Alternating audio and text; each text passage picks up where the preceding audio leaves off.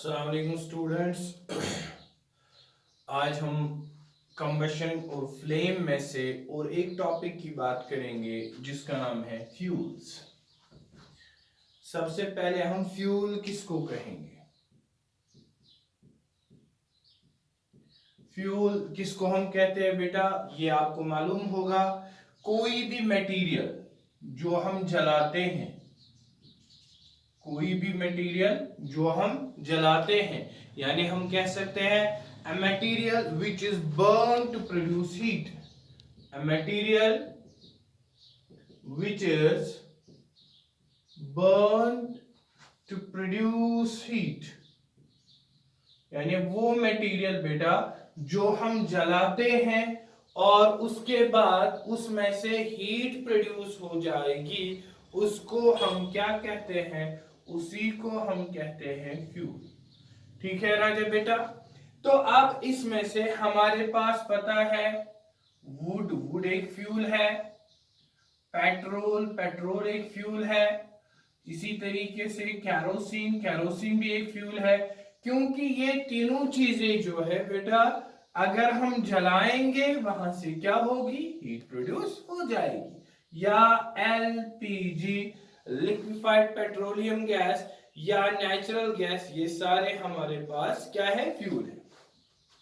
Fuel जो है बेटा ये एक अच्छा सोर्स है, किसके लिए? एनर्जी के लिए। Good source for energy. So अगर हम एनर्जी की भी बात करेंगे तो वहां पर भी हमारे पास ये अच्छा सोर्स है, गुड सोर्स है। लेकिन कौन सी एनर्जी का? हीट एनर्जी का अच्छा सोर्स है। गुड सोर्स किसके लिए राजा बेटा? हीट एनर्जी के लिए। सो ये हीट एनर्जी हम प्रोड्यूस करते हैं, किसके लिए हम हीट एनर्जी को प्रोड्यूस करते हैं? जब हम फॉसिल यानी फ्यूल्स को बर्न करते हैं, फिर हम उसको डायरेक्टली यूज कर सकते हैं, कुकिंग के लिए हम डायरेक्टली यूज कर सकते हैं, या हम बेटा इसको मशीन चलाने में यूज कर सकते हैं, मोटर व्हीकल्स को इस्तेमाल करने में यूज करते हैं, या इंडस्ट्रीज में यूज कर सकते हैं। सो इंडस्ट्रीज में हम यूज कर सकते हैं, या बेटा ऑटोमोबाइल्स में यूज कर सकते हैं, जहां पर सीधे इसको हम क्या करते हैं? इस फ्यूल को जलाते हैं डायरेक्टली। हम इसको पर्पस की बहुत सारे पर्पसेस के लिए इस्तेमाल कर लेते हैं। ठीक है बेटा। और हमारे पास बहुत सारे जो है फ्यूल जो है हम अलग अलग पर्पसेस के लिए लेते हैं। ये फ्यूल जो है बेटा ये हमारे पास सॉलिड फॉर्म में भी हो सकता है, ये फ्यूल हमारे पास लिक्विड फॉर्म में भी हो सकता है। यानी ये फ्यूल जो है बेटा सॉलिड फॉर्म में भी हो सकता है, लिक्विड फॉर्म में भी हो सकता है, और गैसियस फॉर्म में भी हो सकता है। So we can say solid fuels, liquid fuels और बेटा गैसियस फ्यूल्स। यानी ये तीनों किस्म जो है हमारे पास किन के लिए है बेटा? फ्यूल्स के लिए। अगर हम यहां पर बात करेंगे अभी सॉलिड फ्यूल के बारे में, अगर हम बात करेंगे किसके बारे में? सॉलिड फ्यूल के बारे में। जैसे हमारे पास है वुड, जैसे हमारे पास है चारकोल, वुड है बेटा, चारकोल है, या हमारे पास अगर हम देखेंगे कोल, या हम देखेंगे कोक, ये सारे हमारे पास फ्यूल्स हैं। किसके लिए? ये सॉलिड फ्यूल्स है। रादर हम वो कहेंगे एग्रीकल्चरल वेस्ट, ये भी हमारे पास कौन से ये हैं? फ्यूल्स है। ये हमारे पास सारे सॉलिड वेस्ट से यानी सॉलिड फ्यूल्स है। काउडंग, ये भी हमारे पास क्या है बेटा? ये सारे हमारे पास सॉलिड फ्यूल्स है।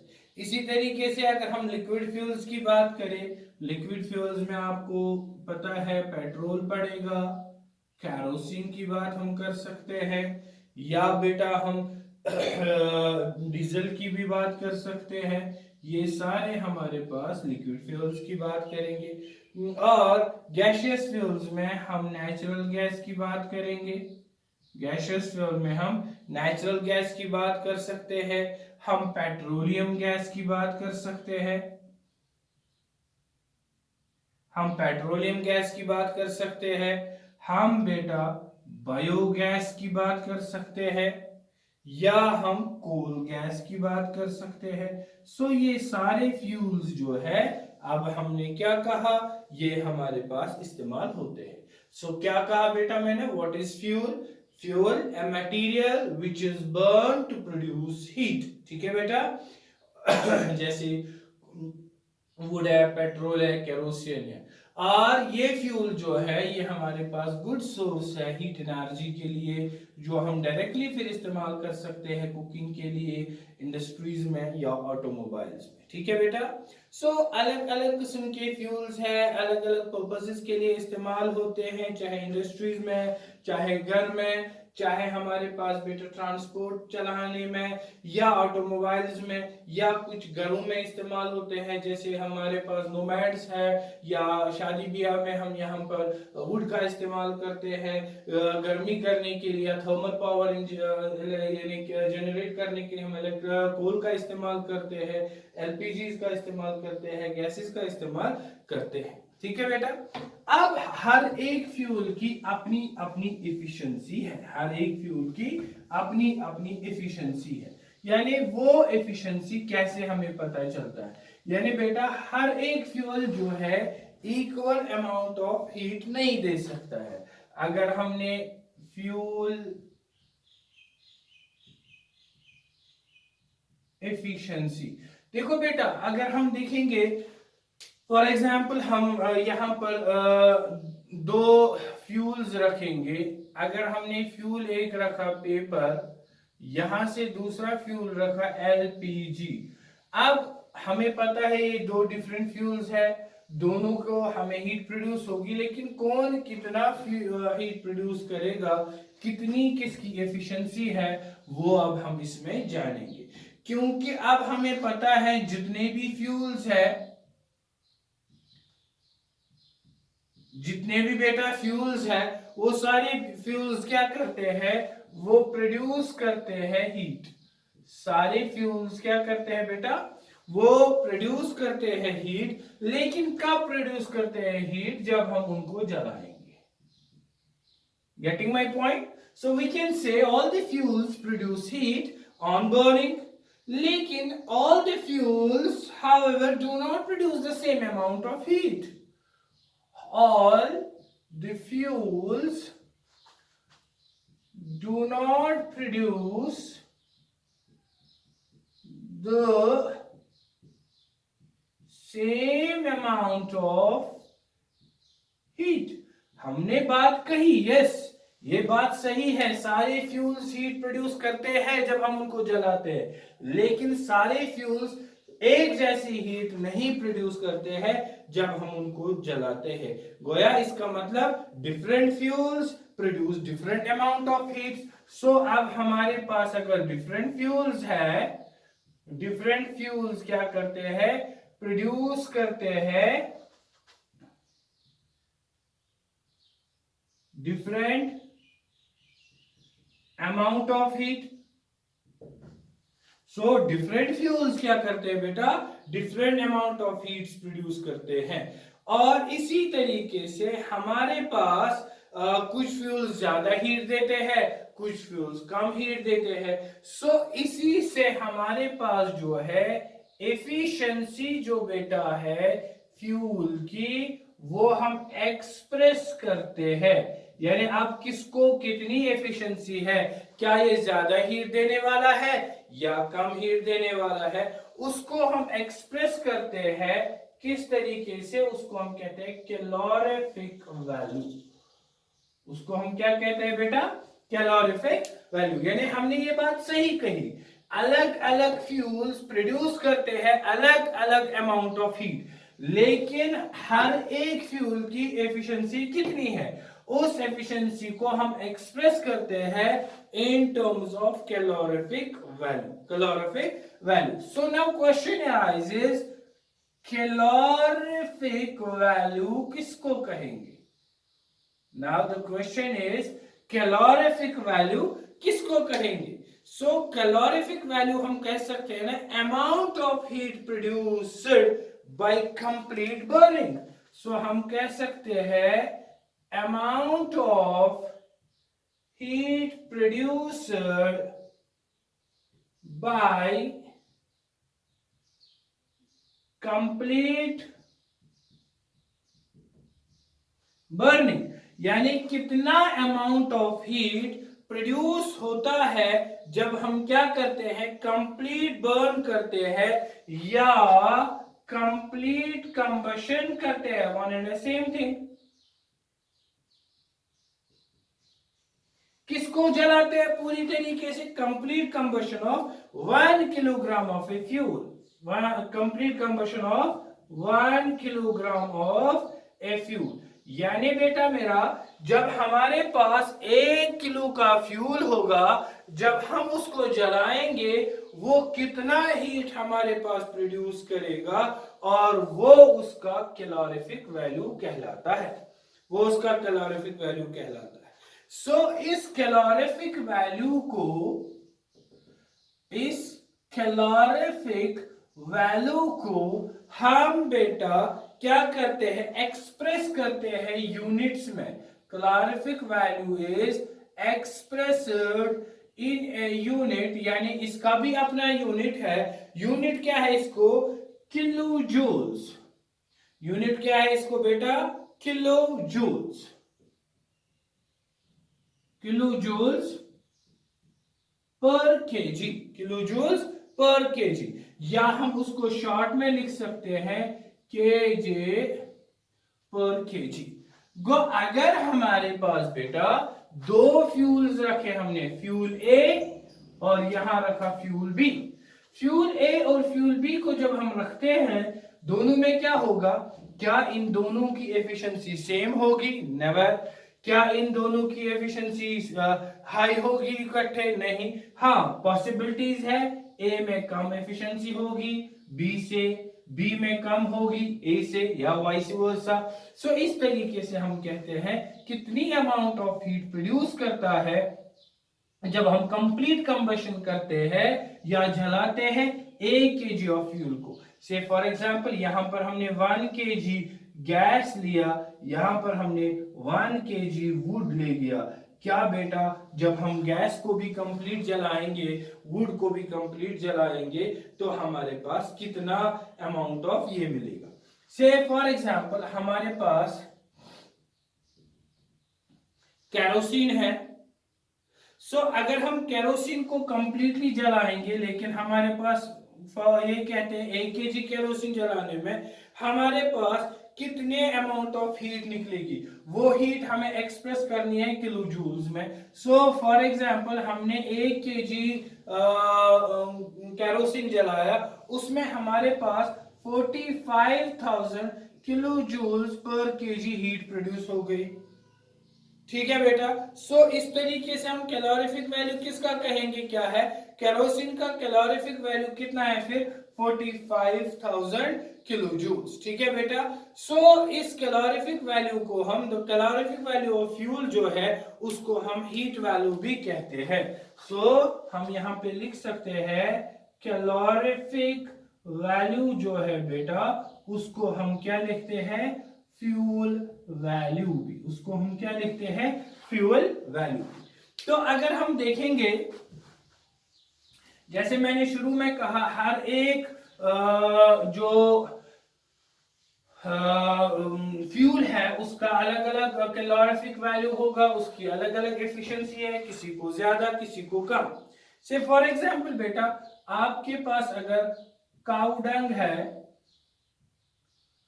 काउडंग का कैलोरीफिक वैल्यू जो है अगर 1 kg होगा, उसमें आपको 6000 से लेकर 8000 kilo joules per kg heat produce होगी। ठीक है बेटा। सो हम यहां पे लिख सकते हैं, ये हमारा फ्यूल है,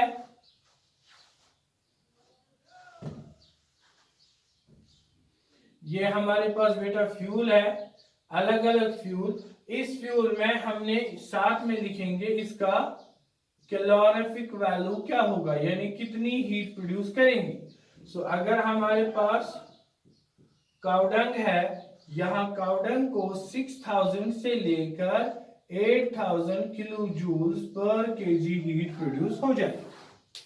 सिमिलरली बेटा मेरा, अगर आपके पास अब वुड होगा, वुड आपके पास एज ए फ्यूल है, तो उसमें हमारे पास 17,000 से लेकर 22,000 की हीट प्रोड्यूस हो जाएगी।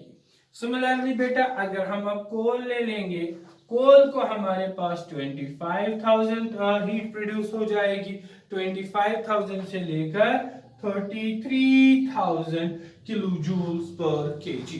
राइट बेटा। तो अगर हम बायोगैस को देखेंगे, बायोगैस में हमारे पास नियर अबाउट 35,000 किलो जूल्स आएंगे। ठीक है बेटा। सो वी कैन से 35,000 to 40,000. So by this we can say if we are here taking different fuels or different fuels have different efficiency. So we can say by conclude that सबसे ज्यादा calorific value जो है हमारे पास, अगर हम देखेंगे अब एलपीजी, एलपीजी का कैलोरीफिक वैल्यू जो है बेटा वो है 55,000। कितना है बेटा? 55,000 किलो जूल पर केजी। लेकिन अगर हम देखेंगे हाइड्रोजन गैस, हाइड्रोजन गैस को कितना कैलोरीफिक वैल्यू है? 1,50,000 किलो जूल पर केजी।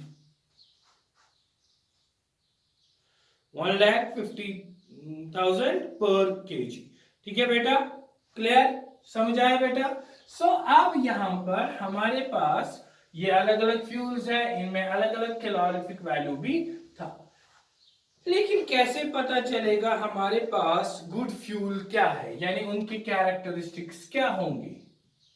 कैरेक्टरिस्टिक्स ऑफ, यानी हमारे पास कैरेक्टरिस्टिक्स किसके लिए बेटा? Characteristics of an ideal fuel और गुड फ्यूल। अच्छा फ्यूल के लिए हमारे पास क्या क्या कैरेक्टरिस्टिक्स होने चाहिए? सबसे पहली बात जो है, इसका कैलोरीफिक वैल्यू हाई होना चाहिए, हाई कैलोरीफिक वैल्यू। क्योंकि बेटा जितना कैलोरीफिक वैल्यू ज्यादा होगा उतनी ज्यादा हीट प्रोड्यूस हो जाएगी। और ये बर्न आराम से होना चाहिए। जितना कैलोरीफिक, और Burns easily in air, Burns easily in air with moderate rate. बेटा इसमें हमारे पास सबसे पहला कैलोरीफिक वैल्यू हाई होना चाहिए ताकि ये ज्यादा हीट प्रोड्यूस करे। आराम से जलना चाहिए बेटा, ना तो ज्यादा जल्दी ना तो ज्यादा कम। और इसका प्रॉपर इग्निशन टेम्परेचर होना चाहिए। पिछले क्लासेस में मैंने कहा कंबशन होने के लिए 3 चीजों का होना जरूरी है, जैसे कंबस्टेबल सबस्टेंस और presence of A supporter that is oxygen, and third one proper ignition temperature. अब यहां पर जो है तीसरा, इसका प्रॉपर इग्निशन टेम्परेचर होता है, न कम न ज्यादा होना चाहिए। और चौथा जो है, ये कोई भी, इट डज नॉट प्रोड्यूस, यहां पर जो है इसको कोई भी हार्मफुल प्रोडक्ट, यानी it does not produce any harmful gases, it does not produce any harmful gases, ये नहीं करना चाहिए प्रोड्यूस वैसा कोई जहरीला या वैसा कोई गैस जो हमारे लिए नुकसानदेह होगा, या बेटा ये कोई रेजिड्यू भी नहीं रखना चाहिए, और लीव्स एनी रेजिड्यू, वैसा भी हमारे पास जला के ऐसा कोई रेजिड्यू नहीं होना चाहिए जो हमारे पास एनवायरनमेंट को प्रॉब्लम करेगा। और leaves any residue after burning, यानी जब हम उसको जलाते हैं ऐसा भी कोई रेजिड्यू नहीं रहना चाहिए जो हमारे पास प्रॉब्लमैटिक हो सकता है। और बेटा बेहतर फ्यूल के लिए वो सस्ता भी होना चाहिए, चीप भी होना चाहिए, और बेटा इजीली अवेलेबल भी होना चाहिए, यानी जब भी हमें जरूरत पड़े रेडीली अवेलेबल होना चाहिए।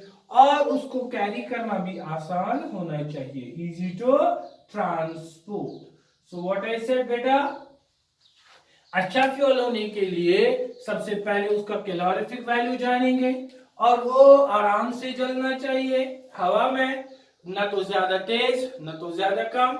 उसको प्रॉपर इग्निशन टेम्परेचर होना चाहिए, न बहुत कम न बहुत ज्यादा। और ये प्रोड्यूस कोई भी हार्मफुल गैस नहीं करना चाहिए, ना ही कोई रेजिड्यू रखना चाहिए, ताकि वो हमारे एनवायरनमेंट को पोल्यूट ना करे। और ये चीप भी होना चाहिए, आराम से अवेलेबल भी होना चाहिए, और उस तरीके से हम कैरी भी करने चाहिए ताकि इसमें हमारे पास कोई भी प्रॉब्लम नहीं आएगी। ठीक है बेटा, मेरा समझ आया। सो नेक्स्ट टॉपिक इंशाअल्लाह ताला I am going to discuss in front of you, that is flame. ठीक है बेटा, सो इंशाअल्लाह ताला नेक्स्ट क्लास में हम किसके बारे में बात करेंगे बेटा, फ्लेम के बारे में बात करेंगे। टिल देन फी अमानिल्लाह, अगर किसी को कोई डाउट है वो मुझे पूछ सकता है। ठीक है बेटा, चलो अल्लाह, सी यू टुमारो।